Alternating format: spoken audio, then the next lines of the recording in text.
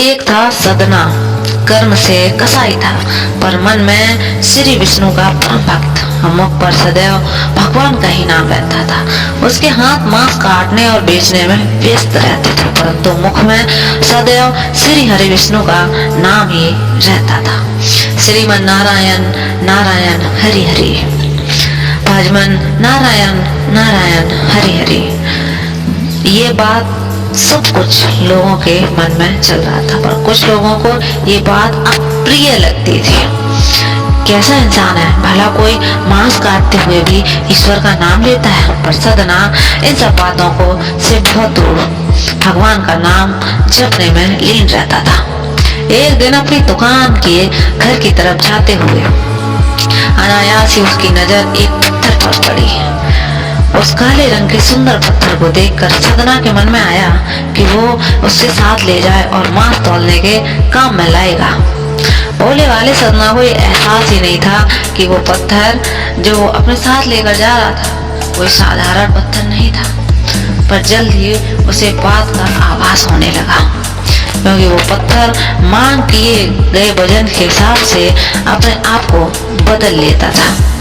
अगर सदना को 1 किलो वजन चाहिए होता तो वो पत्थर 1 किलो का बन जाता, और 2 किलो चाहिए होता था तो वो पत्थर 2 किलो का बन जाता था।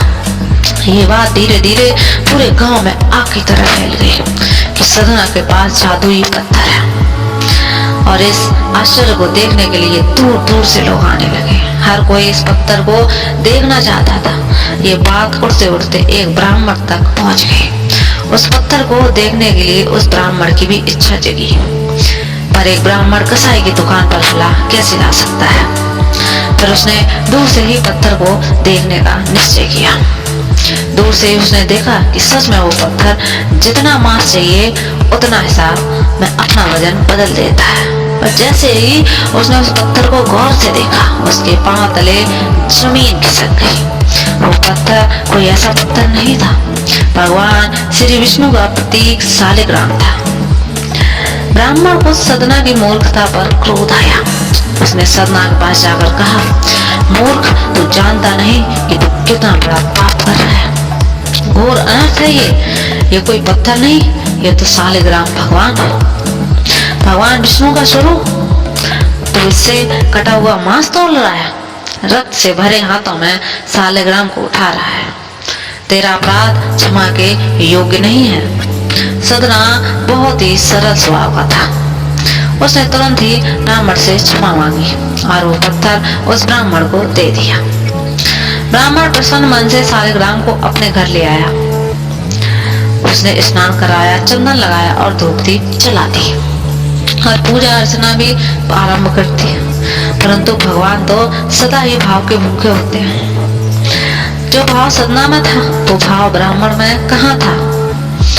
उसी रात भगवान ब्राह्मण के स्वप्न में आए और उससे कहा कि हे ब्राह्मण, मैं तुझसे बहुत प्रसन्न हूँ, परंतु तुम क्यों ले आए मुझे सदना के घर से।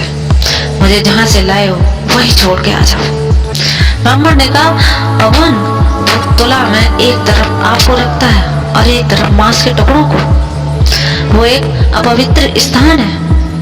इस पर भगवान बोले, वो जब मांस तौलने के लिए मुझे अपने हाथों में उठाता है तो मेरा रोम रोम पुलकित हो जाता है। जब वो मेरा नाम लेकर भजन कीर्तन करता है तो मुझे बड़ा ही आनंद आता है। वो सदा ही मेरा नाम जपता रहता है। वो जो सदा मेरा नाम जपता रहता है उसके लिए मैं स्वयं को भी बेच देता हूँ। ये मात्र संयोग ही नहीं, सदना कसाई को राह में गिरा मिला, मैं स्वयं उससे निकट जाना चाहता। ये भी मात्र सहयोग नहीं था कि मैं मांस की वजह के अनुसार अपना वजन बदल लेता था। मैं स्वयं बार बार सदना के हाथों का स्पर्श पाना चाहता था। वो मुझे निस्वार्थ भाव से प्रेम करता था। हे ब्राह्मण, तुम मुझे वहीं छोड़ के आओ सदना के पास। अगले दिन ब्राह्मण उठते ही श्री शालिग्राम को लेकर सदना के पास पहुंच गया और स्वप्न में हुए भगवान के दर्शन और उनकी इच्छा के बारे में सदना को बताया।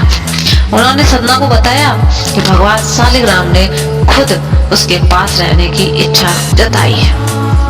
यह सुनते ही सदना की आंखों में आंसू छलकने लगे। और उसने कहा, यदि मेरे ठाकुर ने मुझसे कीर्तन सुनने की इच्छा जताई है तो मैं आज से अधिक समय नाम कीर्तन ही करूंगा। मैं आज के बाद मांस नहीं बेचूंगा। मैं सदैव अपने श्री विष्णु की भक्ति ही करूंगा। आगे चलकर सतना कसाई भगवान विष्णु का परम भक्त कहलाया और उसकी कीर्ति चारों दिशाओं में फैलने लग गई। किसी का कितना भी बड़ा कितना भी पाप कर्म हो पर भाव अच्छा हो तो भगवान तो चले आते हैं। भगवान तो भाव के भूखे हैं और जो मन से और सच्चे दिल से उन्हें प्रेम करता है उसके पास बस जाते हैं।